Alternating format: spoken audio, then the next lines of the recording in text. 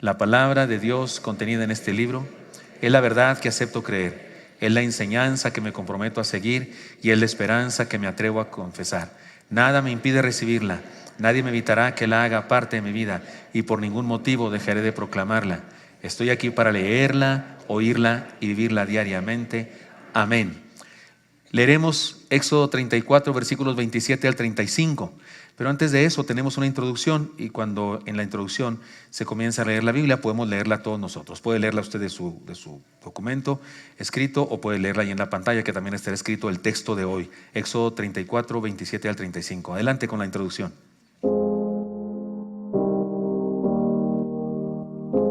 Nuestro Dios es un Dios de gracia. Es un Padre que da nuevas oportunidades a sus hijos. Él mismo nos ha dicho que es tardo para la ira y grande en misericordia. Cuando nuestros antepasados, Adán y Eva, se rebelaron, los sacó del huerto para darles la oportunidad de reconocer su pecado y regresar a su gracia. Él mismo les hizo túnicas con piel de un animal para cubrirles. Es decir, que fue Él, Dios, quien hizo el primer sacrificio redentor, que prefiguraba lo que habría de hacer nuestro Señor por nosotros al morir en nuestro lugar. Cuando le preguntó a Caín, ¿dónde está tu hermano Abel?, le estaba dando la oportunidad de confesar y regresar al camino del bien. Cuando salvó a Noé y su familia, le dio una nueva oportunidad a la raza humana para comenzar de nuevo, depositando su confianza en Él. Ante el orgullo de la humanidad que pretendía construir la Torre de Babel para llegar al cielo por su propio esfuerzo y glorificarse a sí misma, Dios crea las diferentes naciones y pueblos para que el ser humano, en su propia cultura, pueda buscar a Dios desde donde está. Cuando Dios llama a Abraham de en medio de una cultura idolátrica, inicia el más grande proyecto de gracia para que todos podamos regresar a Él. Formó un pueblo, les hizo crecer, les dio identidad de nación santa y preparó sus leyes para guiarles en el camino de la felicidad, la plenitud. Pero, una vez más, como todos los casos anteriores, los seres humanos somos imperfectos e infieles y fallamos. Lo triste es que aún antes de que Moisés bajara del monte con los 10 mandamientos escritos en piedra por la propia mano de Dios, el pueblo ya había quebrantado los más importantes. Por eso es que Moisés quebró las piedras donde Dios había escrito su voluntad y disciplinó a aquel pueblo necio. En el pasaje que estamos estudiando, podemos ver de nuevo la gracia de Dios dándole al pueblo una nueva oportunidad. Leamos esta palabra. Y Jehová dijo a Moisés: escribe tú estas palabras, porque conforme a estas palabras he hecho pacto contigo y con Israel. Y él estuvo ahí con Jehová 40 días y 40 noches. No comió pan ni bebió agua, y escribió en las tablas las palabras del pacto, los 10 mandamientos. Y aconteció que descendiendo Moisés del monte Sinaí con las 2 tablas del testimonio en su mano, al descender del monte, no sabía Moisés que la piel de su rostro resplandecía, después que hubo hablado con Dios. Y Aarón y todos los hijos de Israel miraron a Moisés, y he aquí la piel de su rostro era resplandeciente, y tuvieron miedo de acercarse a él. Entonces Moisés los llamó, y Aarón y todos los príncipes de la congregación volvieron a él, y Moisés les habló. Después se acercaron todos los hijos de Israel, a los cuales mandó todo lo que Jehová le había dicho en el monte Sinaí, y cuando acabó Moisés de hablar con ellos, puso un velo sobre su rostro. Cuando venía Moisés delante de Jehová para hablar con él, se quitaba el velo hasta que salía, y saliendo decía a los hijos de Israel lo que le era mandado. Y al mirar los hijos de Israel el rostro de Moisés, veían que la piel de su rostro era resplandeciente. Y volvía Moisés a poner el velo sobre su rostro hasta que entraba a hablar con Dios. Una vez más, la gracia de Dios se mostró al darle a su pueblo una nueva oportunidad para seguirle y hacer su voluntad. Somos su pueblo, y tal como sucede en esta historia, nosotros debemos aceptar su gracia y comprometernos a seguirle, obedecerle, adorarle y disfrutar de las cosas tremendas que hará con nosotros. Aceptemos su invitación y encontremos el camino de regreso.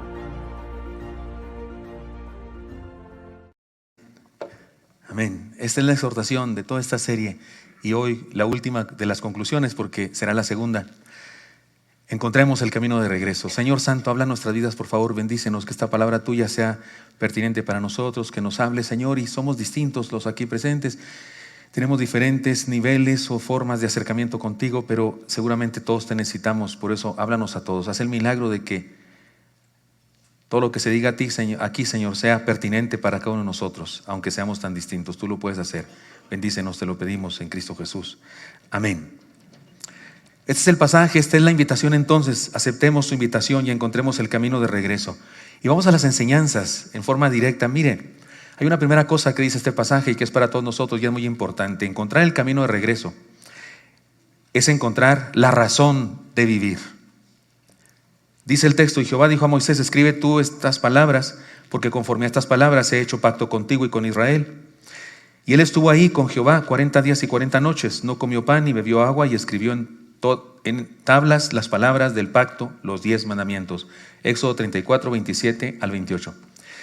Déjenme llegarles a una reflexión que tiene que ver con este texto, por supuesto, pero tiene mucho que ver con nuestra manera de acercarnos a la Biblia. Este pasaje, no solo el que acabo de leer, pero toda la historia, esta del Éxodo, y este pasaje es parte de eso, tiene algunas controversias. La gente quisquillosa, la gente escéptica, la gente que tiene problemas para creer, la gente que hace más caso a las voces de otros que dicen que la Biblia, que no es inspirada por Dios, que es un libro cualquiera escrito por hombres. Por supuesto que esto fue escrito por hombres, pero fue escrito por hombres inspirados por Dios. Pero la gente que tiene esas ideas, pues critica esto. Incluso algunos cristianos de repente se hacen preguntas, son así muy inquisidores. Hay gente que así con muchas preguntas. ¿Nunca le han preguntado a usted, a ver, ¿Adán tenía ombligo o no tenía ombligo? ¿Nunca le han preguntado eso? Y usted le dice, pues sí tenía ombligo, ¿no? Porque era como nosotros. ¿Y para qué iba a tener si él no nació en el vientre de nadie? Lo hicieron del barro. El ombligo es una parte que queda porque estuvimos conectados a nuestra madre. Él no nació de una mujer, lo hicieron de barro. Entonces le dice, bueno, entonces no tenía ombligo. Entonces no es igual a nosotros. Entonces, ¿cómo que es nuestro padre? ¿Sabe qué respondo yo cuando alguien me pregunta eso? A ver, pregúnteme, ¿tenía ombligo Adán? No tengo la menor idea. Y me gusta añadirle, y ni me importa. Pero hay gente así que le gusta hacer preguntas. Y aquí sobre este pasaje hay algunas preguntas. Por ejemplo, una de ellas es esta: ¿quién escribió las segundas tablas de la ley, Moisés o Dios? Porque el versículo 1 nos dice: y Jehová dijo a Moisés, alízate 2 tablas de piedra como las primeras, y escribiré sobre esas tablas las palabras que estaban en las tablas primeras que quebraste. Pero en este pasaje dice: Jehová dijo a Moisés, escribe tú. Y en otro pasaje también dice que le dijo Dios a Moisés, escribe tú. Y alguna gente dice, entonces ¿quién escribió? La Biblia se contradice. Hay gente así que se agarra de cositas, cree que la Biblia es un asunto matemático. Otra cosa que tiene conflicto, y para las personas que son escépticas y demás, es esta otra. ¿De verdad pasó Moisés 40 días y 40 noches sin comer ni beber? Porque una persona puede pasar unos 7 días sin comer nada, pero puede morir después de eso. Y sin beber agua 3 días y se petateó. Si es una persona muy sana y está muy bien hidratada. Si no está muy bien hidratada y no es tan sana como yo comprenderé y usted tal vez, en 2 días nos morimos. Y hay gente que dice, ¿será cierto? ¿Será que en aquella época se medían las horas, los días de otra manera? ¿Será que es un símbolo, pero en realidad no fueron 40 días ni 40 noches? Porque dice, sin comer ni beber, noches sin comer ni beber. Agua, eso es serio. Yo no sé usted, pero yo en 3 horas y ya me estoy muriendo. Yo soy diabético, entre otros males que usted sabe que tengo bastantes. Y los doctores me han dicho, y ¿cómo se llama? La nutrióloga, que debo comer entre comidas. Y eso se llama la colación, ¿verdad? Y entonces entiendo que debo comer 5 veces. Por eso aquello de desayuno, merienda, comida. No, desayuno, almuerzo, comida, merienda, cena. Yo como soy tan obediente, me echo una más a eso de las 12 de la noche, 1 de la mañana, que todavía estoy trabajando, porque de aquí a la mañana son muchas horas. Entonces un quesito con unas nuecesitas, unos uvas, los acomodo. Mi esposa se ríe de mí porque dice que le hago mucha faramaya para hacer mi plato. Y 40 días, 40 noches sin comer ni beber. Y hay gente que se pregunta, ¿no será simbólico? ¿No será? Y si es simbólico, ¿qué significa? Y otra pregunta que algunos en su afán de así como negar las cosas de Dios, todavía se hacen otra pregunta. ¿Hacía falta tanto tiempo, 40 días sin comer y beber, para escribir 10 mandamientos? Los 10 mandamientos ni siquiera llenan un capítulo entero de la Biblia. La verdad es que se pueden escribir más fácil. Yo digo, bueno, alguien quiere defender el punto y dice, pero es que fue a cincelazo limpio. Sí, los escribió él. Fue martillo y cincel. Pero de todas maneras, dígale a una de esas personas que hace lápidas no tardan tanto como 40 días. Estas preguntas se hacen la gente. Ahora, quiero gozarme en eso. Quiero apoyarme en eso para estudiar este pasaje. Ya que somos los seres humanos así, la mayoría de nosotros somos escépticos. Por eso hay la frase aquella famosa de pienso luego existo, pero alguien se aventó otra que dice dudo luego existo. Según la esencia de la existencia humana es que dudamos. No dijo pienso luego existo, dijo dudo luego existo. Este pasaje que tiene estas confrontaciones nos guía a una reflexión que quiero compartir con ustedes. Si entendemos bien la historia completa, creo que podemos encontrar enseñanzas maravillosas. Pero déjeme responder algunas de estas dudas. Nomás porque estamos aquí no tomando tranquilo, escuchando tranquilos. Pero dice uno de los textos que es paralelo a esto. Dice, en aquel tiempo, es Moisés, años después, haciendo remembranza de lo que pasó en aquella ocasión. Y dice Moisés, en aquel tiempo Jehová me dijo, lábrate 2 tablas de piedra como las primeras y sube a mí al monte y hazte un arca de madera y escribe en aquellas tablas las palabras que estaban en las primeras tablas que quebraste. Escribiré y las pondrás en el arca. E hice un arca de madera de acacia y labré 2 tablas de piedra como las primeras y subí al monte con las 2 tablas en mi mano y escribió en las tablas conforme a la primera escritura los 10 mandamientos que Jehová os había hablado en el monte del medio del fuego el día de la asamblea y me las dio Jehová. Aquí Moisés haciendo remembranza muchos años después, él nos ratifica que Dios escribió esas tablas, las segundas. De hecho hay libros, comentarios sobre el Éxodo que los autores eruditos, doctorados y no sé qué, dicen las primeras tablas las escribió Dios de puño y letra y la segunda la escribió Moisés. Pero aquí vemos usted y yo que aún la segunda la escribió Dios. Pero es que hay otros textos que dice que Dios le dijo a Moisés, escribe. Ahorita tendremos la respuesta. En relación al ayuno de 40 días, en relación a eso, ¿de veras ayunó 40 días de todo? No comió nada. Porque uno dice, bueno, no comió pan ni bebió agua, pero pues a lo mejor tomó néctar de flores, como colibrí. Que sí alimenta, ¿no? Y sí quita la sed, ¿sabía? Gente en el desierto se puede alimentar de eso. Que en realidad tiene algo de H2O, ¿verdad? Y comió, qué sé yo, lagartijas, chapulines, serpientes, que se pueden comer, ¿no es cierto? Que sí se alimentan. No comió pan, pero una víbora de cascabel. A usted le parece raro, pero en mi tierra se come víbora de cascabel. Y en mi casa siempre había una colgando ahí de un clavo. Llegaban, le mordíamos así. Era muy suave. De verdad, ya estaba seca, era seca, como salada, como, haga de cuenta, ¿cómo se llama la de Yecapixtla? ¿Cómo se llama Cecina. Pero esta estaba tronadora, estaba muy rica, era muy rica. A mí sabía pescado. Cuando quiera le traigo una serpiente de esas. Por eso soy celíaco, por la serpiente. No, si es medicinal, si la vendían para estar sano. La otra respuesta en relación a los 40 días. Moisés también dijo más adelante, también está en Deuteronomio, han pasado años y él dice, cuando subí al monte, está acordándose, cuando subí al monte para recibir las tablas de piedra, las tablas del pacto que Jehová hizo con nosotros, estuve entonces en el monte 40 días y 40 noches sin comer para pan ni beber agua. Él lo ratifica y dice 40 días y 40 noches, ni modo que los días fueran diferentes porque son días y noches. Y otra vez pero aquí dice Moisés, lo ratifica. Y en relación al tiempo para escribir, porque a algunos les parece muchos días para escribir 10 mandamientos, debemos notar que cuando Moisés baja del monte con las tablas de la ley que Dios escribió con su propia mano, que dice el texto, Moisés trae más mandamientos, trae otros mandamientos que no están en el decálogo. Por ejemplo, cuando Moisés baja, les dice que Dios le dijo esto a Israel. Le dijo, guárdate de hacer alianza con los moradores de la tierra donde has de entrar para que no sea tropezadero en medio de ti. Dios mandó a los hebreos que no se juntaran con los otros pueblos porque se iban a contaminar con su idolatría. Eso no está en los 10 mandamientos. Eso es otro mandamiento extra de los 10. Y también en Éxodo 34, 18 al 20 dice otros mandamientos. La fiesta de los panes sin levadura guardarás. 7 días comerás pan sin levadura, según te he mandado, en el tiempo señalado del mes de Abib, porque en el mes de Abib saliste de Egipto. Es un mandamiento sobre la fiesta de los panes sin levadura, la Pascua. Y también dice, todo primer nacido, o sea, primogénito, mío es, y de tu ganado todo primogénito de vaca o de oveja que sea macho. Pero redimirás con cordero el primogénito de asno, y si no lo redimieres, quebrará su cerviz. Redimirás todo primogénito de tus hijos, y ninguno se presentará delante de mí con las manos vacías. Son mandamientos que no están en los 10. Y si le sigo leyendo, no hombre, se convierten en cientos. ¿Qué hizo Moisés allá arriba? Vio a Dios escribir las tablas de la ley, los 10 mandamientos, mientras él escribía muchos más mandamientos que le dio.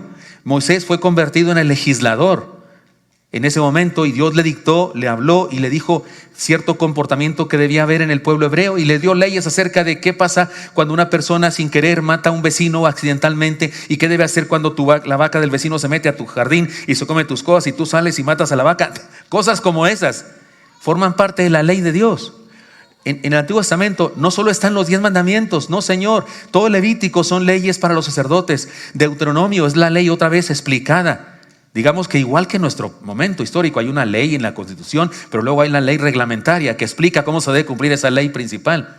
Cuando se hizo la ley de las asociaciones religiosas, cuando comenzamos a existir por allá por el 91 del siglo pasado, las iglesias no existíamos antes de eso. Cuando comenzamos a existir, se estableció nada más que existimos, pero ahora ¿cómo existimos? Pues eso se tuvo que hacer otro vericueto para establecer normas y leyes para cumplir esa ley fundamental. Moisés se la pasó escribiendo, y Dios hablándole, porque Dios quería un pueblo bajo ciertas condiciones y características.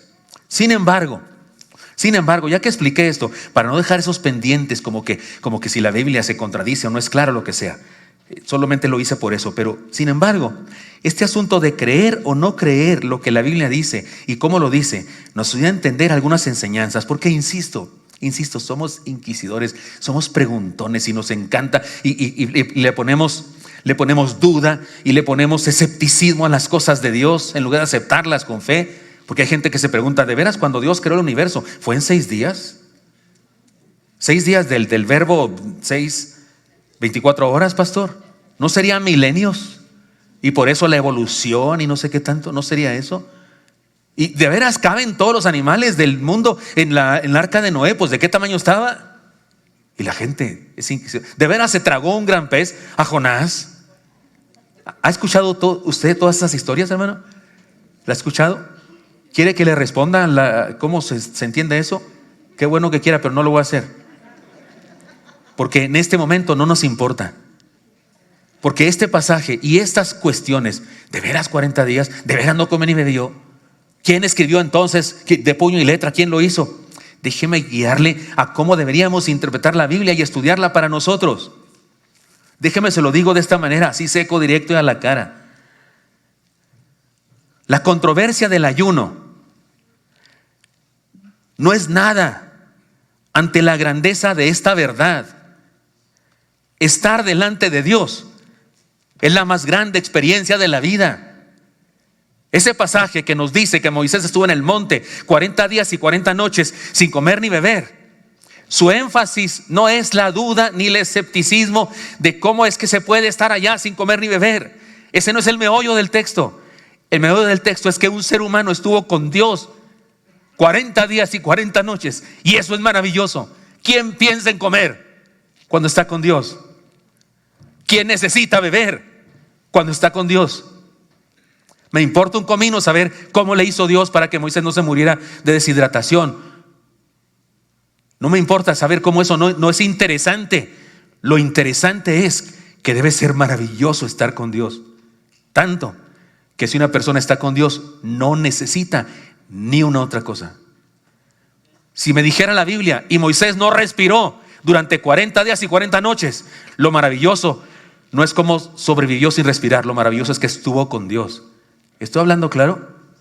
De repente cuando estudiamos la Biblia nos vamos por la tangente, nos vamos como si a usted le regalan algo, se lo envuelven en una caja de regalo y usted dice, ay, qué bonito, como La Sirenita. ¿Se acuerdan de la película La Sirenita con Tom Hanks? ¿Se acuerdan? La primera. Le regala a él a la Sirenita una caja, un regalo, y a ver el regalo dice, qué bonito, siempre quise tener uno. Y le dice él, pues ábrelo. Ah, se abre. O sea, ella solo le gustaba la caja. Así está el que lee la Biblia. 40 días, 40 noches. ¿Cómo le hizo? ¿Qué te importa cómo le hizo? Lo que está diciendo Dios no tiene nada que ver con cómo le hizo para que viviera. Es todopoderoso, puede hacer lo que le dé su gana. El meollo del pasaje es que un hombre tuvo la bendición de estar con Dios. Eso es lo maravilloso. Lo increíble o difícil de creer.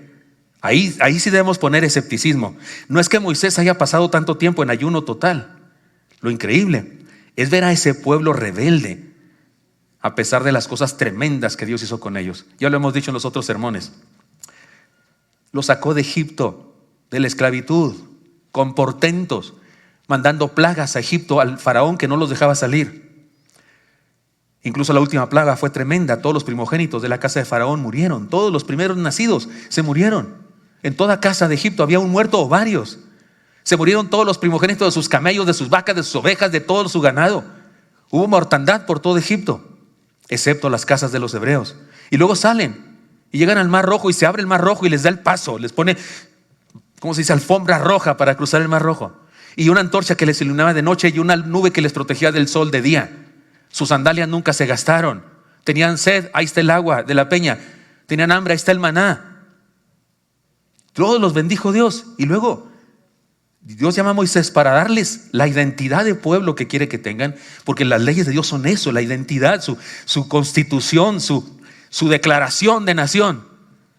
Y estos adorando un becerro. No tengo problemas para creer lo que Dios dice. Lo que sí tengo lucha para creer es cómo un pueblo puede ser tan insensato que teniendo un Dios tan grandioso haga esas cosas. ¿Quiere usted usar su escepticismo? ¿Queremos usar nuestras dudas? ¿Queremos ser inquisidores y hacernos preguntas? Preguntémonos por nosotros. Dios no merece que pongamos en duda lo que nos dice. Ahora bien, estoy hablando mal de un pueblo, ¿verdad? No lo hagamos tanto. No los juzguemos tanto. Porque esto tenemos que aplicarlo a nuestra vida y entenderlo. Así que déjeme hacerlo. Es creíble. Es entendible que un cristiano entregue su vida por completo a Dios y se esfuerce por obedecerlo. Es creíble, yo creo eso. Cuando una persona me dice que decide entregar su vida a Jesucristo y quiere serle fiel, yo le creo. Porque Dios es tan grande, tan maravilloso, que uno, sí debe ser cierto que uno quiere servirle. Si conoces a Dios, definitivamente, sí le creo. Hay gente que no cree en los otros. Hay gente que dice, no hay nadie sincero, no hay amor en el mundo, no, nadie es amigo de verdad, no, el amor no existe, no, en la iglesia está lleno de hipócritas y no sé qué. Yo, perdóneme, pero yo digo que el león cree que todos son de su condición, ¿verdad? Cuando bautizamos personas, yo siempre lloro cuando bautizo personas. Del día 9 voy a llorar, ya lo sé. Porque hay un joven, un muchacho, un centennial. ¿Qué se puede esperar de un centennial? Dicen los que saben, ¿verdad? Por la generación que son. ¿Qué se puede esperar de uno que nació con los dedos de computadora, ¿no? Que se la pasa todo el día en internet, pero está parado frente a mí, con los pelos parados. Trae un tatuaje que no le ha dicho a su papá y su mamá que lo tiene, porque lo trae oculto. Y cuando se baña pasa rápido. Pero está parado ahí frente a mí y yo le pregunto, fulano de tal, ¿has creído en Jesucristo como tu único y suficiente salvador personal para perdón de pecados y promesa de vida eterna? Y me dice, sí, pastor, he creído. Y lo dice como si fuera cierto. Lo dice como si fuera verdad. Yo sí le creo, pero sé que hay personas que no le creen. A veces ni los parientes le creen. Si de veras no traer esos pelos. No, así son los muchachos. Llamaradas de petate. ¿No es cierto que hay gente así que no cree? Porque como él no vive eso, cree que nadie puede vivirlo. Cree que nadie lo puede hacer. Si Dios habla con Noé, ¿por qué no habla conmigo? Teníamos una caricatura de los niños, aquella de super libro, y había una señora que hablaba así cuando Noé, eso no está en la Biblia, pero cuando no está en la película de caricaturas, cuando Noé está construyendo el arca, dice la señora, si Dios habla con Noé, ¿por qué no habla conmigo? ¿Se acuerdan esas traducciones de antes? ¿Se acuerdan esas traducciones? Salga de ahí o le mataré. ¿Se acuerdan? El hombre del rifle y esas cosas. Así decía la señora esa con esa traducción antigua. Si Dios habla con Noé, ¿por qué no habla conmigo? Y yo me da coraje, me caía gordo la señora esa. Qué bueno que no existía, era caricatura nada más. Hay gente así que no le cree a los demás, pero es creíble. Perdónenme, incrédulos, pero es creíble que un ser humano, un hombre, una mujer, puede ser cristiano y entregarle su vida por completo a Dios y esforzarse por obedecerlo. No es perfecto, pero en ese camino va. Lo increíble, aquí va la cosa. Lo increíble es que a pesar de todo lo que Dios ha hecho y hace en la vida de algunas personas sigan viviendo fuera de la voluntad de Dios. Eso sí, para que vea, ahí sí le pongo yo escepticismo. ¿Cómo es posible? ¿Cómo es posible? No tengo luchas para creer que Moisés tuvo 40 días y 40 noches sin beber ni comer nada. No tengo lucha para eso, lo creo, está en la palabra. No tengo lucha para creer que durante los 40 días Moisés escribió la legislación de los hebreos, mientras Dios escribía de puño y letra, más bien con su dedo, con fuego, las tablas de los 10 mandamientos. No tengo lucha para creer eso. Lo que sí tengo lucha para creer es ¿por qué? ¿Por qué un ser humano, a pesar de todo lo que Dios ha hecho en su vida, sigue viviendo fuera de la voluntad de Dios? Eso sí es increíble. Es increíble que a algunas personas les cueste tanto trabajo ser fieles a Dios en su mayordomía financiera.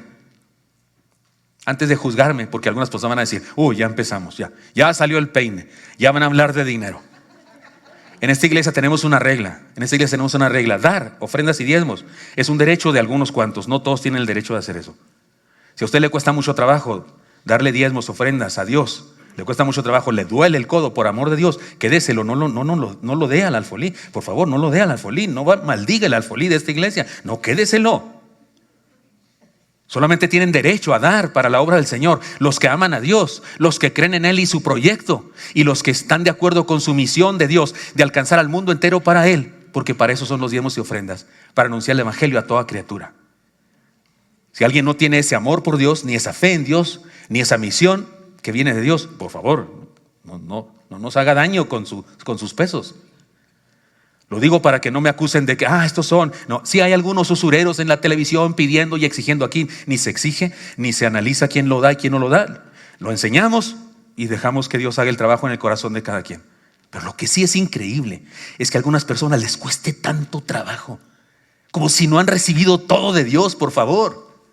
Les cuesta tanto trabajo que cuando sueltan el peso, el águila está hecha a pedazos así.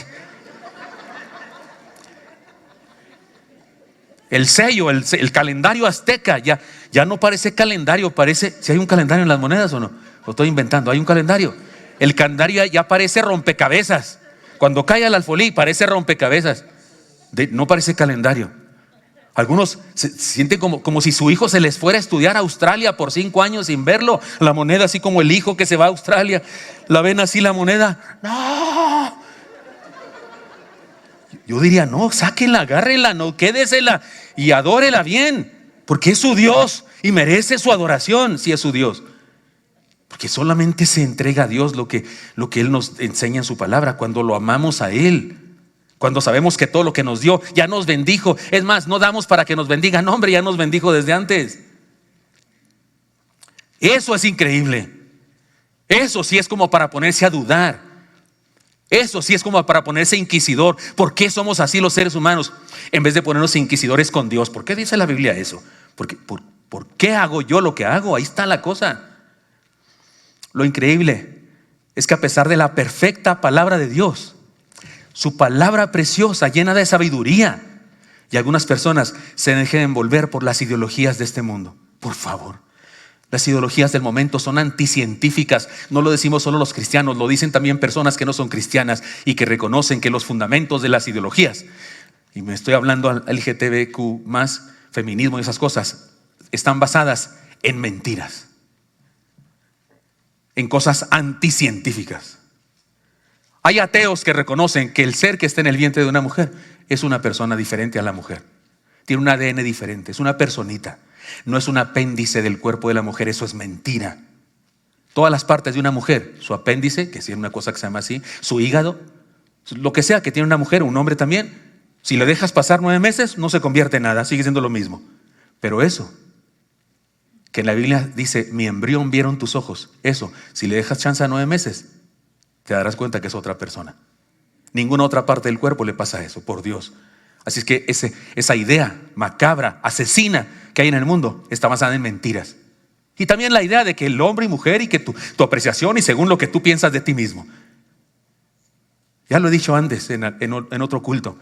Si una jovencita que parece fideo, está flaquísima, pesa 30 kilos, pero cuando se ve en el espejo, se ve gorda, ¿qué hacemos? Le hacemos una liposucción. Porque ella se ve gorda, hay que respetar su autopercepción. Si ella se ve gorda, ella se identifica como gorda, pues hay que hacerle una liposucción, ¿no? No, porque está equivocada, lo que percibe es equivocado. Llevémosla al médico. Si un jovencito, un niñito, que es varón y me sale con que es mujer, ahora resulta que hasta el gobierno quería aprobar una ley para que se le pagara la operación y para que lo convirtiera. ¿Qué Dios mío? Y hay gente, y eso es lo increíble, que teniendo la palabra de Dios, teniendo la enseñanza de la palabra de Dios sabia, y anda creyendo las ideologías. Eso sí es increíble. Es más increíble que el hecho de que un hombre estuviera 40 días y 40 noches sin comer ni beber hablando con Dios. Esto es más increíble. Lo increíble es que abandonemos la iglesia por un plato de lentejas. Hay personas que venían a la iglesia antes de la pandemia y ya no vienen. Y algunas personas no vienen porque están en el cielo, bendito sea el Señor. Les fue muy bien a ellos. Pero hay personas que no vienen porque abandonaron la iglesia por un plato de lentejas. Y entiéndase, para los que no saben, el ejemplo es de Esaú, el primer hijo de Isaac, que debía ser el patriarca según las leyes de esa época, aunque no según la orden de Dios, pero le cambió a su hermano por un plato de lentejas su primogenitura. Abandonó la idea de ser el líder espiritual de su pueblo, de convertirse en el líder, el sustituto de Isaac, así como de Abraham, por un plato de lentejas. Y entiéndase por plato de lentejas en nuestro tiempo: fama, mundanalidad, fornicación, moda, ambiente social. Hay personas que abandonan la iglesia por causa de estas cosas, por un plato de lentejas. Y ni siquiera ricas, porque en aquella época no les ponían plátano como en Tabasco. Porque el potaje se llama así en Tabasco, ¿verdad? Tiene plátano macho, frito, jamoncito así, corta. ¿No desayunaron? Eso es lo increíble. Lo increíble es que habiendo recibido tantas bendiciones de Dios, ahora se les atribuye a uno mismo. Porque hay gente que dice: no, yo lo he logrado por mi esfuerzo. Porque, hermano, bájate de tu ladrillito. Ni es ladrillo, es mosaico. Está más delgadito el mosaico, ¿verdad? Es mosaico y estás mareado porque todo lo que tenemos tú y yo nos lo dio Dios. Y tal vez sí usó tu inteligencia, y tal vez sí usó Dios tus habilidades, y tal vez sí usó Dios tu sabiduría, tu capacidad de hacer negocio o tu capacidad manual para hacer algo. Tal vez sí, pero ¿quién te dio la sabiduría, la inteligencia y la capacidad manual? Dime tú. Entonces deberíamos decir gracias, Dios, en vez de atribuirnos todo a nosotros. Eso somos los seres humanos. Eso es increíble. Eso sí es de dudarse. Lo increíble es que habiendo nacido en un hogar cristiano, con enseñanzas de la verdad de Dios, algunos abandonen la fe. Porque está lleno el mundo de personas que de chicos iban a la iglesia, hasta dicen: yo soy cristiano de cuna. No se puede ser cristiano de cuna, porque no puedes heredar el cristianismo como se hereda los ojos y el pelo rizado, lo que sea. No, eso es un asunto personal. Pero oye, yo siempre tenía envidia de los cristianos de cuna, porque yo me convertí ya joven a los 17 años, cuando íbamos a los campamentos o a los congresos juveniles y jugábamos esgrima bíblico. Es un juego que se dice esgrima, todos ponemos la Biblia así, y luego se dice un texto bíblico, lo que sea, Mateo 5:8, y todos no hace nada, porque si empiezas a buscar ya perdiste, hasta que dicen Mateo 5:8, esgrima, y a buscarlo. Yo era bien malo para eso, pues me acaba de convertir. Yo decía: a ver, pónganos a hacer algo con el Quijote de la Mancha, y sí les gano a todos. Porque yo era admirador de Quijote de la Mancha, pero con la Biblia. Y luego de repente decían Sofonías 3:20. ¿Sofoqué? A mí Sofonías se me figura como una hermana, la hermana Sofonías. Es un profeta, por Dios, es un profeta. Es un varón, pero ¿a poco no suena a hermana? Hermana Sofonías, ¿cómo está, pastor? ¿No es cierto? Y yo no sabía que yo me iba al índice, muy listo yo. Dije: yo no me gana nadie, voy al índice. No, hombre, todavía no encontraba el índice cuando una chamaca mugrosa ya había encontrado el texto. Porque en toda iglesia hay una chamaca que lo encuentra primero que todos. En Oreb había 2 chamacos, el hermano Elí, el pastor Elí, y el hermano Joel Zelaya. Eran los buenazos en cierta época de la Unión de Jóvenes. Ahora mismo no sé quiénes son los buenos en la Unión de Jóvenes para eso. Yo andaba buscando, imagínense, el índice, no hombre, ya había perdido todo. Nacer en un hogar cristiano, crecer en la palabra de Dios. Te regalan mi primera Biblia con dibujitos. Tus papás, tu mamá oran por ti cada noche.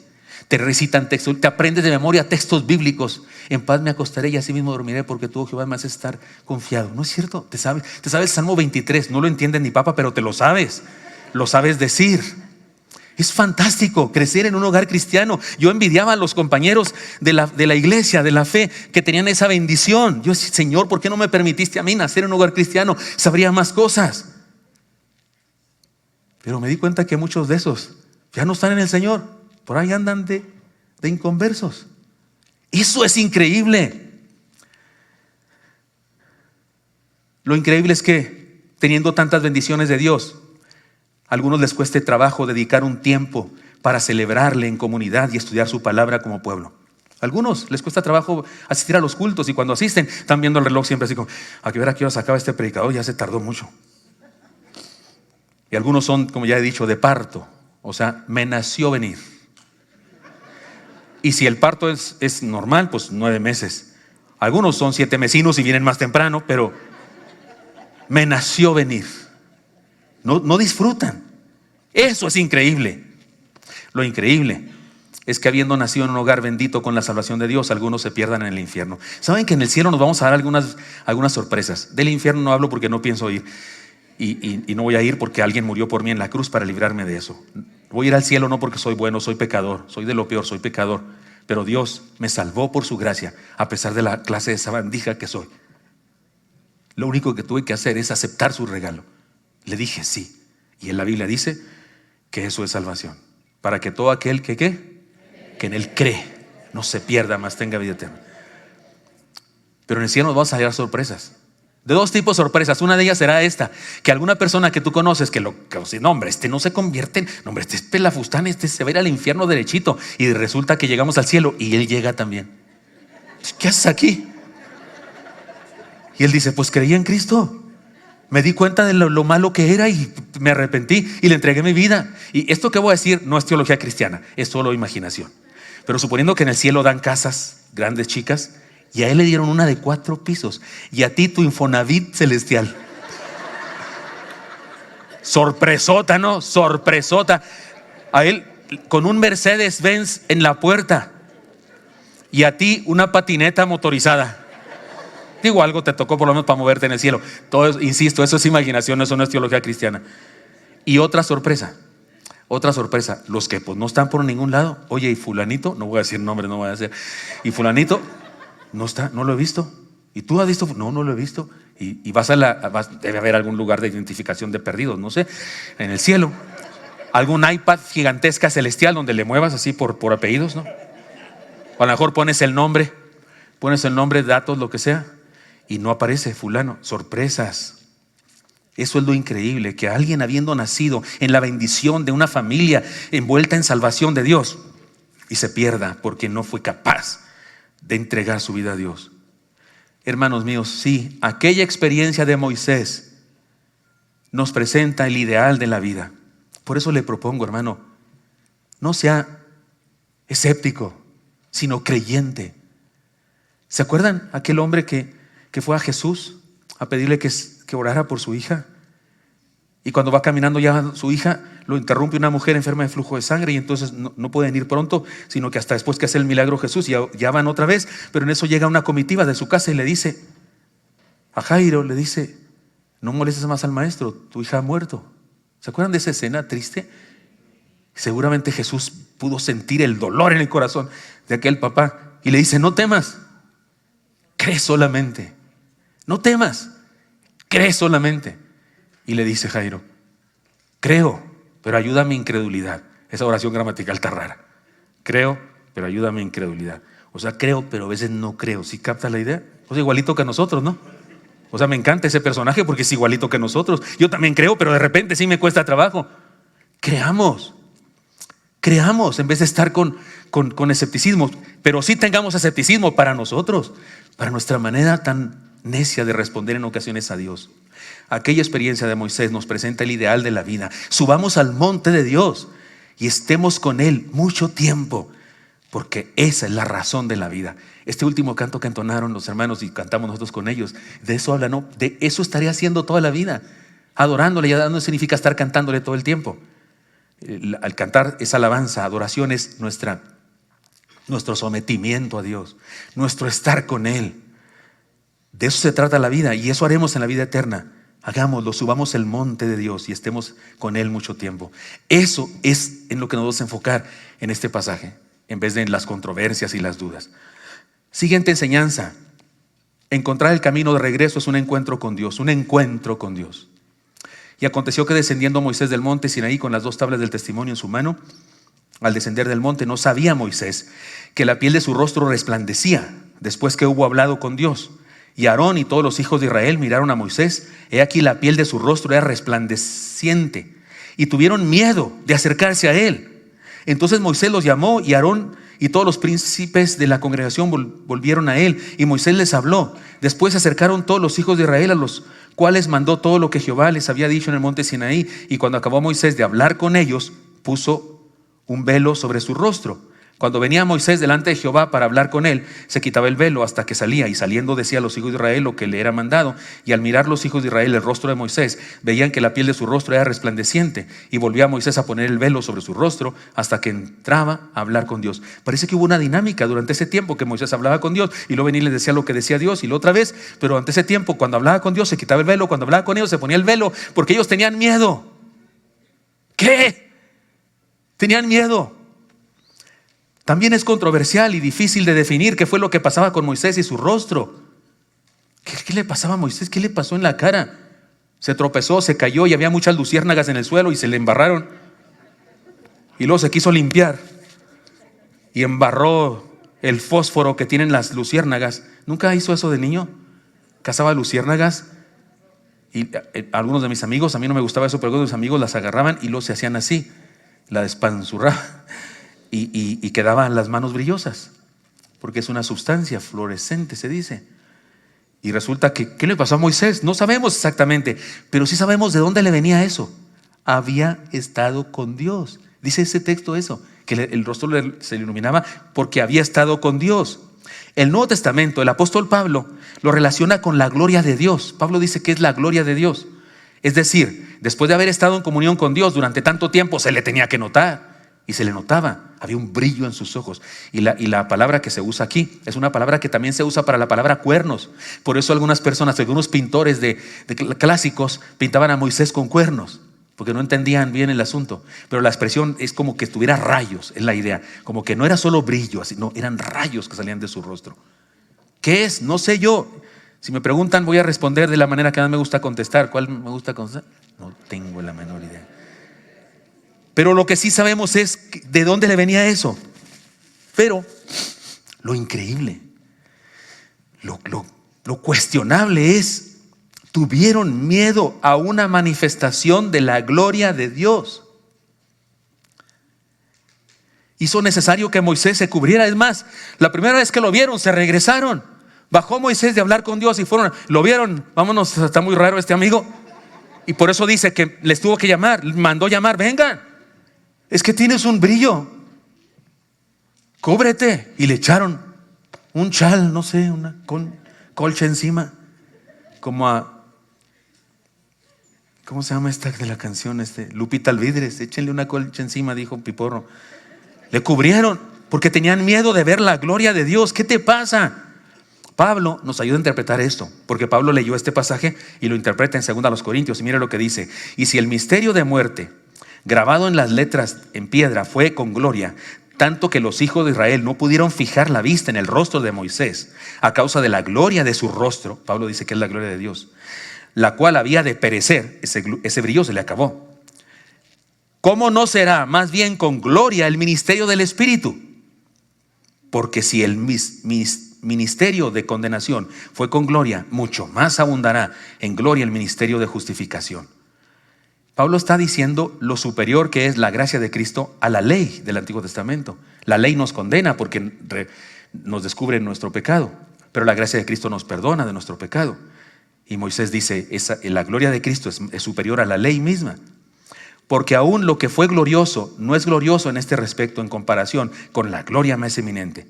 Pues si lo que perece tuvo gloria, mucho más glorioso será lo que permanece. Y esto de que perece se refiere al hecho de que el brillo en el rostro de Moisés se acabó. No fue para siempre, un día se le acabó. He aquí las enseñanzas maravillosas. Aquella manifestación de la gloria de Dios en Moisés no fue permanente. Sin embargo, los hebreos decidieron no verla.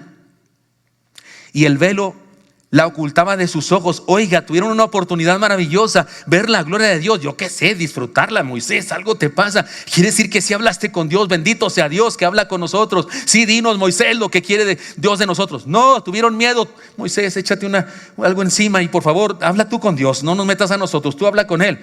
Y a nosotros nomás nos cuentas el final de la película. Tenían miedo. ¿Qué les pasa? Yo no sé usted, pero yo imagino Moisés. Y no habría chance de ir también nosotros a hablar con Dios. Seguramente no habría chance. Pero por lo menos no se pierde nada con preguntar, ¿no? No, tenían miedo, no querían nada que ver con eso. Desaprovecharon la oportunidad. No sé, como si un día nos dicen que va a aparecer un cometa o alguna cosa en el cielo y que vamos a ver y ya me lo aparece y usted cierra los ojos. Ay, tengo miedo. Espérate, a eso venimos, camarada, ¿por qué no ves? Se cubrieron. No entendieron que la ley y que aquella experiencia era un camino para tener un encuentro con Dios. Era el camino de regreso a Dios, para hacerlo su Señor y convertirse ellos en sus seguidores, sus ovejas, su pueblo. Ahora ya hablamos bastante mal de ellos. Ay, disculpen, pero es inevitable trasladar esa enseñanza a nuestro tiempo e identificar algunos velos que cubren, velos modernos que impiden a algunos de nosotros ver a Dios, su palabra, su verdad. Ahí les voy. Nos ponemos un velo también nosotros cuando despreciamos el estudio de su palabra de Dios y nos conformamos con un nivel elemental de conocimiento bíblico, en ocasiones contaminado por nuestras propias ideas. Hay gente que cree que sus propias ideas son las correctas y nunca las ha comparado con la Biblia. Atrevámonos a comparar nuestras ideas que tenemos con la Biblia. ¿Tenemos miedo? ¿Tenemos miedo de ser hallados equivocados? Me temo que muchas personas se resisten al estudio de la palabra del Señor, se resisten a la predicación del Evangelio precisamente por eso, porque tienen miedo de darse cuenta que han estado equivocados tanto tiempo. Se ponen un velo y prefieren seguir con su velo que ver la luz de la gloria de Dios en su palabra revelada. Nos ponemos un velo cuando nos molestan las enseñanzas que ponen el dedo en nuestra llaga. Hay gente que se va de la iglesia por causa de eso. El pastor un día predica un sermón que le da con todo y se ofenden y no vuelven. A algunos sí les gusta que el sermón sea para su esposo, para su esposa, hasta le hacen, ahí te hablan, camarada. Pero que nos hable a nosotros y ponga el dedo en nuestra llaga nos molesta. Ponemos un velo y no creemos eso porque no nos conviene. Nos ponemos un velo cuando no podemos sufrir la sana doctrina. Eso dice la Biblia que pasará en los postreros tiempos y estamos en esos. Dice, no podrán sufrir, no soportarán la sana doctrina y nos dejamos envolver por los falsos evangelios. Hay personas buscando los falsos evangelios en la televisión y en otros lugares porque la sana doctrina les molesta. Nos ponemos un velo cuando tememos comprometernos más con Dios. Y siendo discípulos comprometidos y con un ministerio. Hay gente que dice, sí, pastor, sí soy cristiano, pero así tranquilo. No exageren. No soy monje. No se trata de que todos seamos pastores y todos seamos misioneros, no. Dios necesita doctores compartiendo de Él en el hospital. Dios necesita boleros, se dice boleros, los aseadores de calzado, para compartir con las personas que hacen ese mismo oficio. Dios necesita personas en las carreteras midiendo tramos y necesita personas en el mercado vendiendo cosas. Dios quiere gente en todas partes, pero cada persona experimenta a Dios a plenitud y tiene un brillo en su vida, alumbra con el evangelio del Señor. Aquella experiencia de Moisés y su pueblo nos presenta un desafío. Quitemos todo velo de nuestra vida y atrevámonos a conocer mejor a Dios y creer en fe. No tengamos miedo, no seamos como ese pueblo Insensato, Moisés, habla tú con Dios, tú encárgate. Hay personas que hasta, hay varones que traen a su esposa a la iglesia. Ve tú a la iglesia, llévate a los chamacos que aprendan. Y vengo por ustedes al rato, voy a cosas que tengo que hacer. Al frontón o al fútbol o al bar. Y como el bar se llama la oficina, pues voy a la oficina, pero es el bar la oficina. O voy con mis amigos de no sé qué. Oye, atrévete, varón, atrévete a estudiar la palabra. Tú eres el sacerdote, el pastor de tu casa. Eso dice la Biblia. Aquí experiencia de Moisés nos desafía, quitemos todo velo y atrevámonos a conocer mejor al Señor. Y por último, tengo un desafío para todos nosotros. Desafío a vivir el camino de regreso. Miren, los que son aquí estudiosos de la Biblia, los que son en seminario, mis alumnos, saben que cuando estudiamos la Biblia usamos comentarios. Hay unos muy famosos como el comentario Matthew Henry, tal vez es uno de los más famosos. Es un tumbaburros así grandotote, un libro. O el comentario de William Barclay, ese es muy viejito, pero es mi favorito. O el comentario, hay uno que se llama Beacon, hay uno que es el comentario exegético y explicativo, el comentario de la Casa Oficial de Publicaciones, El Mundo Hispano se llama. Hay comentarios que nos ayudan a entender el griego, el hebreo, nos dice cosas. ¿Qué creen? Para este pasaje tenemos un comentario paulino. Ya leímos una porción de eso, pero voy a seguir leyendo. Pablo comentó este pasaje. Pablo en su segunda carta a los Corintios comentó este pasaje. Miren lo que dijo de esta escena del velo y la luz y eso. Miren lo que dice Pablo. Así que teniendo tal esperanza, usamos de mucha franqueza. Y no como Moisés, que ponía un velo sobre su rostro para que los hijos de Israel no fijaran la vista en el fin de aquello que había de ser abolido. Pero el entendimiento de ellos se embotó, porque hasta el día de hoy, en el tiempo de Pablo, son muchos siglos después del Éxodo, porque hasta el día de hoy, cuando leen el Antiguo Pacto, el Antiguo Testamento, les queda el mismo velo no descubierto, el cual por Cristo es quitado. Y aún hasta el día de hoy, cuando se lee a Moisés, el velo está puesto sobre el corazón de ellos. Fíjese lo que está diciendo Pablo. Nos está ayudando a descubrir algo. Por eso los fariseos, saduceos, los judíos de la época de Jesús lo crucificaron. Tenían un velo. No entendieron quién era Jesús porque leían el Antiguo Testamento con un velo. Un velo que les impedía conocer a Dios de verdad. Sigue diciendo Pablo, pero cuando se conviertan al Señor, el velo se quitará.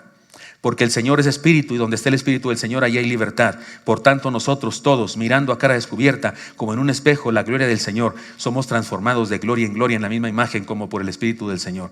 2 Corintios 3, 12 al 18. Esto nos presenta importantes enseñanzas. Hermanos míos, el problema de los judíos del tiempo del Señor es que se quedaron con el velo puesto. Pues al ver el Antiguo Testamento, no pudieron ver al Señor Jesucristo. Por eso dice, y aún hasta el día de hoy, cuando se lee a Moisés, el velo está puesto sobre el corazón de ellos. Por la Biblia sabemos que todo el Antiguo Testamento habla de Jesús. Tuvimos un conferencista acá en Oreva alguna vez, hace un tiempo, que dijo que en el Antiguo Testamento no hablaba de Jesús. Está equivocado, rotundamente equivocado. Cada página del Antiguo Testamento habla de Jesús nuestro Señor. Desde el Génesis, primer capítulo, hasta el último capítulo de Malaquías, todo el Antiguo Testamento habla de Jesús. Él mismo lo dijo, Jesús lo dijo así. Ahorita vamos a leer ese texto. Pero aquí vemos, Pablo dice, traían un velo. Pablo en su comentario nos plantea la solución, pero cuando se conviertan, el velo se les quitará. Por eso hay personas que no entienden el Antiguo Testamento y se preguntan, ¿por qué Dios ordenó la muerte de tantas personas? ¿Por qué Dios esto? ¿Por qué Dios le dio gusto que David matara a Goliat? Y no entienden, ni papa, porque no han conocido a Cristo. Cristo es la clave de interpretación del Antiguo Testamento. Por eso el Señor Jesús dijo a los religiosos de su época, léanlo conmigo, está en Juan 5:39 y está en la pantalla, ¿cómo dice? Escudriñad las Escrituras, porque a vosotros os parece que en ella tenéis la vida eterna, y ellas son las que dan testimonio de mí. Y cuando el Señor Jesucristo dijo esto, no estaba escrito ningún libro del Nuevo Testamento. No estaba escrito. Cuando Él vino no había Nuevo Testamento. Escrituras para ese momento son Antiguo Testamento. Y Jesús dice, ellas son las que dan testimonio de mí. Esto nos presenta una tremenda verdad. El Señor Jesús es la verdad fundamental de fe y de todo conocimiento. Es Jesús y nadie más. Ningún otro personaje de la historia es la clave para interpretar la Biblia. Solo Jesús. El único y suficiente Salvador personal. En ningún otro hay salvación sino en Cristo Jesús. Y Él es la clave de interpretación de todo. Él es la clave por la que podemos entender el Antiguo Testamento. Es la clave, la verdad fundamental y el principio rector, el punto de apoyo de nuestra vida y en realidad de todo cuanto existe. Perdonen, un ejemplo muy simple. Hace algunos años, cuando mis hijos estaban muy pequeñitos, Isaac debió tener, no sé, 9 años, 10 años, Elí 5, algo así. Fuimos a Disneylandia, mi tía vivía ahí muy cerca de Anaheim, en California, y fuimos a visitarla y fuimos a Disneylandia. Estaba de moda, estaba recién un juego que se llama el Indiana Jones. Había unas filas enormes para entrar. Siempre es así, pero no tanto como en ese día porque era nuevo. Había filas de 2 horas para subirse, pero todo el pasadizo para llegar ahí hasta el carrito mentado, que tomaba 2 horas literal. Estaba muy divertido porque había ¿cómo se llama? Jeroglíficos aquí, cosas de esas. Había una viga que si la movías, de repente se oía trum, y el techo se empezaba a achicar y con unos picos, y en la torre vamos a morir. Claro, se detenía en cierto lugar. No me morí, pero de miedo casi sí. Pero íbamos leyendo cosas que no entendíamos, pero nos dieron un papelito, una como tarjeta de crédito que tenía las claves de las inscripciones. Entonces, no me acuerdo cuál de mis hijos íbamos trabajando en eso. ¿Qué dice aquí? Y lo veíamos, es una C y eso no sé qué. Lo había que traducirlo primero al inglés y luego después al español, pero sí lo logramos. Y era divertido. Cristo es eso. Cristo es la clave de interpretación de todo en la vida, porque es el centro de toda verdad.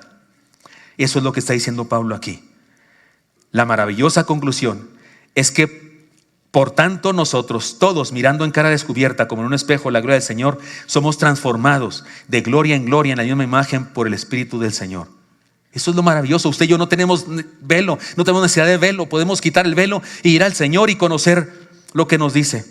Podemos ver la tremenda verdad que Pablo obtuvo al estudiar el mismo texto que estamos estudiando nosotros, porque Pablo nos ayuda a interpretarlo. Nosotros podemos ver al Señor sin velo y lo encontramos, usted y yo encontramos al Señor en el Antiguo Testamento, encontramos al Señor en el Nuevo Testamento, encontramos al Señor en la iglesia, encontramos al Señor en la casa, encontramos al Señor en el trabajo, en los demás. Él dijo que cuando le damos de comer a una persona que necesita comer, a Él le hemos dado de comer. ¿No dijo eso? Dijo eso, no. Por cuanto a ellos lo hiciste, ¿qué dijo Jesús? A mí lo hiciste. O sea, que lo podemos ver en los demás. Podemos verlo en las alegrías, podemos verlo en las tribulaciones, en toda nuestra vida. Donde quiera podemos encontrar al Señor. Hay personas muy criticonas, y de nuestra iglesia también, que, por ejemplo, el otro día hubo una crítica que dice que no le gusta que yo diga ¿qué húbole? ¿Se acuerdan que de repente digo ¿qué húbole? ¿Les molesta que digo ¿qué húbole? Qué bueno, porque igual lo iba a seguir diciendo, pero porque no es una grosería, es un cactas, ¿verdad? Y entonces alguien puso por ahí que feo, que no sé qué. Y también que usamos películas, que usamos ejemplos de películas y cosas de esas. El hermano Elí hace eso, yo también. El Elí más que yo. Pero hay un hermano allá en Cancún de nuestra red de iglesias que ese sí se va lejos. Ese hizo una serie de sermones que se llamaba Teología de los Simpson. ¿Se acuerdan? ¿Lo vieron alguna vez? Teología de los Simpson. Y hubo otra, Teología de la Coca-Cola. Tenía ahí su Coca-Cola y estaba tomando Coca-Cola mientras daba esos sermones. Qué padre poder encontrar en las cosas que hay en el mundo, que algunas de ellas son perversas y malsanas, pero qué bueno poder encontrar algo bueno que decir como ejemplo de una verdad espiritual, porque eso me ayuda a que esas personas que están inmersas en esas ideas me entiendan, porque ahí llego yo con mi lenguaje religioso, sangroncito, legalista, payaso, ni me entienden.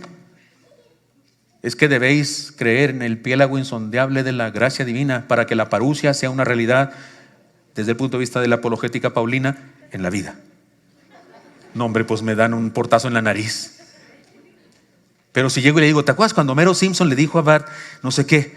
Y luego su esposa le contestó, nunca vi una caricatura de Homero Simpson, por eso no puedo hacer yo eso mismo, pero sí me sé algunos nombres. Y esa otra persona le cae el 20, hasta se oye, ¡cling! Porque lo que le dije le hizo sentido, porque él está metido en esa cosa. Y yo le puedo sacar al hablar de Cristo. ¿No está fantástico eso? ¿Por qué nos critican? No me importa, pero sigámoslo haciendo. Porque usted y yo podemos ver a Cristo en el Antiguo Testamento, en el Nuevo Testamento, en la iglesia, en nuestra casa, en el trabajo, donde quiera. Y ahí podemos hacer contacto con la gente y anunciarles el evangelio desde su lugar, hasta donde están. No tengo que traerlos al templo y llenarlos de lenguaje religioso, de cristianés, porque hay un lenguaje, el cristianés, ¿no? Hay gente que en su casa habla mundanés y en la iglesia cristianés. Hola, pastor, sí, la gracia del Señor con usted, pastor. Paz de Cristo, hermano, sí, pero en su casa habla otro idioma. Dios nos libre. Tráiganme un traficante para entenderle al hermano porque no le entendí bien. Finalmente, ya hemos aprendido que el Antiguo Testamento nos habla de Cristo y que esta escena del Éxodo tiene símbolos. Egipto representa la vida sin Dios, la condenación. Faraón representa el enemigo de nuestra vida, el diablo. El Éxodo representa la aventura de liberación y salvación. Moisés representa a nuestro Salvador, porque nuestro Cristo es como un Moisés que nos libera de la esclavitud. Sin embargo, hay una gran diferencia entre Moisés y Cristo, por supuesto. Moisés es solamente un hombre, pero Jesús es un Dios que se hizo hombre. No son lo mismo. Entonces, aunque Moisés representa a Cristo, es un tipo de Cristo, se dice en la teología. Pero analicemos una diferencia más significativa. Moisés hizo algo, era un buen hombre Moisés, amaba a su pueblo. Y cuando Dios le dio las leyes, y luego él llega y ve al pueblo en idolatría, quiebra las tablas. Y algunos piensan que es que le dio una muina, se puso nervioso, le dio coraje, perdió los estribos, no sabía qué hacer y la quebró. Yo creo que sí sabía qué hacer. Yo creo que las quebró en absoluta conciencia. Imagínense esto. Él ha hablado con Dios durante 40 días y Dios escribió su ley con su propio dedo. Y su ley decía al principio: no tendrás dioses ajenos delante de mí. No te harás ninguna semejanza de lo que esté arriba en el cielo, ni abajo en la tierra, ni debajo de las aguas. No te inclinarás ante ellas, ni las honrarás, porque yo soy Jehová tu Dios fuerte y celoso. Eso vio Moisés y viene feliz con esas tablas, diciendo: esto es lo que debemos ser nosotros, así debemos vivir y será maravilloso. Y viene con las tablas bien feliz, como niño con juguete nuevo. Y cuando llega al pie del monte, ve a su pueblo haciendo exactamente lo que los primeros mandamientos dice que no se debe hacer. Hicieron un ídolo, un becerro de oro, y están adorándolo. Y algunos piensan que Moisés se volvió loco y que por eso quebró las tablas. No. Moisés pensó lo siguiente: estas tablas dicen que no deben hacer eso, y que si hacen eso están muertos, son condenados. Las quiebro, ya no hay ley. Tal vez así puedo salvar a este pueblo. No era la primera vez que intentaba salvarlo. Si usted piensa que era la primera vez que Moisés mostraba su gran valor, su gran intercesión por ese pueblo, no era la primera vez. Él creció en el palacio de Egipto porque era hijo adoptivo de la hija de Faraón. Creció como príncipe. Pero un día vio a un egipcio maltratando a un hebreo. Y Moisés no le gustó eso, porque ese hebreo era de su raza. Y él, aunque vivía como rico, como alguien de Egipto, él se sabía parte del pueblo. Y golpeó al egipcio y lo mató. ¿Se acuerdan? ¿Han leído eso? Lo mató. Tal vez fue su primer intento de salvación. Tal vez ya tenía en su corazón ese llamado de que quería liberar a su pueblo. No lo logró, fracasó. Cuando quebró las tablas también fracasó, porque ningún mortal podía salvarnos. Así que Moisés sí hizo un intento de salvar a su pueblo. Por supuesto, era un pecador igual que nosotros y no podía hacerlo. La gran diferencia de nuestro Señor es que el Señor Jesús, nuestro Moisés, nuestro libertador y guía, nuestro Señor no quebrantó la ley. Él la cumplió a la perfección para poder ofrecer su vida, para poder quebrantar su vida por todos aquellos que quebrantamos la ley. Sí, el Antiguo Testamento nos señala el Evangelio, pero el Evangelio siempre es superior, y nuestro Señor es superior millones de veces a Moisés. Moisés intentó salvar a su pueblo porque sí lo amaba, quebrando las tablas de la ley. Jesús las cumplió al pie de la letra, y luego Él fue quebrantado para salvarnos. Así que aquella experiencia de Moisés y su pueblo, analizada a la luz del comentario paulino, nos presenta un desafío. Hermanos míos, subamos el monte de Dios, hagamos de Él la razón de nuestra vida, quitemos todo velo de nuestra vida, atrevámonos a conocer mejor al Señor, entreguémonos a Él por completo, estudiemos su palabra, seamos discipulados. Del 100% de los miembros de esta iglesia, el 70% tal vez no asiste al instituto bíblico. Es gratuito, se enseña la palabra de Dios, cuesta mucho trabajo, muchas horas, hombre, y dinero preparar las clases para el instituto bíblico. Membresía, venid y ved, cursos avanzados, estamos en Romanos, 1 Corintios, 2 Corintios, manual eclesiástico, un montón de cosas que se preparan en nuestra iglesia y que va a estar mucho trabajo, desvelos, esfuerzo de muchas personas que trabajamos en eso. No ponga velo, por favor, y atrévase a estudiar la palabra del Señor, atrévase a subir el monte y encontrarse con Dios, quite cualquier velo de su vida, no tenga miedo, atrévase a conocer a Dios de manera personal. Hagamos de Él la razón de nuestra vida, la clave para interpretar todo cuanto existe en el mundo. Y atrevámonos a seguirle con todo el corazón. Y vivamos el camino de regreso. Y veamos la cosa tremenda que Dios hará con nosotros. Si está pensando en eso, sí tiene razón, sí lo voy a hacer. Me acompañan a leer esta última frase, pero la leemos como está escrita, ¿de acuerdo? ¿Nota que hay unas letras más grandotas? O sea, léala con más injundia. Sí, lo leen conmigo, ¿cómo dice? Vivamos el camino de regreso y veamos la cosa tremenda que Dios hará con nosotros. Señor Santo, te doy gracias porque me das permiso culminar esta serie. A mí me has hablado mucho, Señor, me has bendecido mucho al estudiar esta palabra y esta serie, y pido que a mis hermanos también, Señor. Y te pido que nos permita, Señor, emprender el camino de regreso a ti. Sí, Señor, queremos ver cosas tremendas que haces con nosotros, como lo dices en tu palabra. Perdónanos cuando somos necios y ponemos velo en nuestra vida, cuando tenemos miedo de encontrarnos contigo.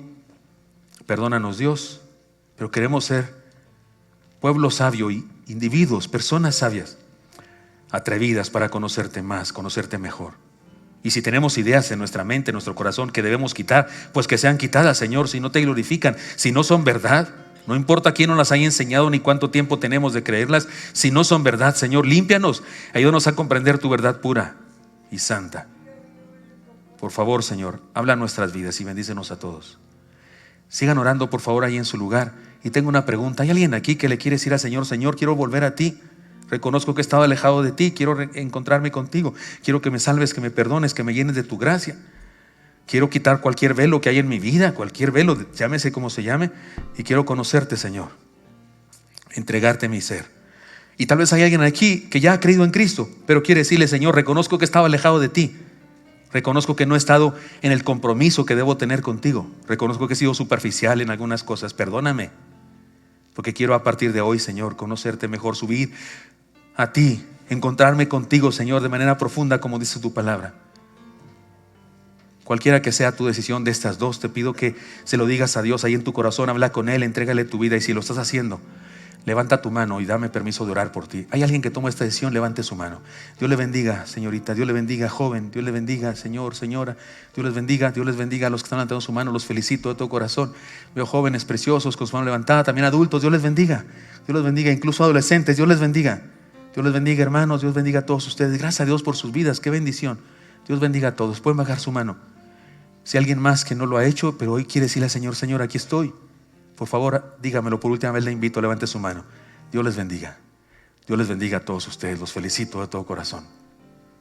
Oremos. Señor Santo, pongo en tus manos a todo este pueblo, esta iglesia, Señor, bendícenos.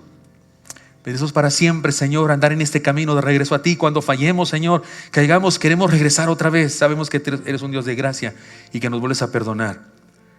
Y también pongo en tus manos especialmente a los hermanos y hermanas, a los nuevos hermanos y nuevas hermanas que hoy, Señor, han tomado esta decisión de emprender este camino de regreso a ti, de encontrarse contigo, de darte su ser. Por favor, bendíceles, Dios. Tómalos en tus manos, Señor, y bendícelos. Te suplico esto en el precioso nombre de Cristo Jesús. Amén.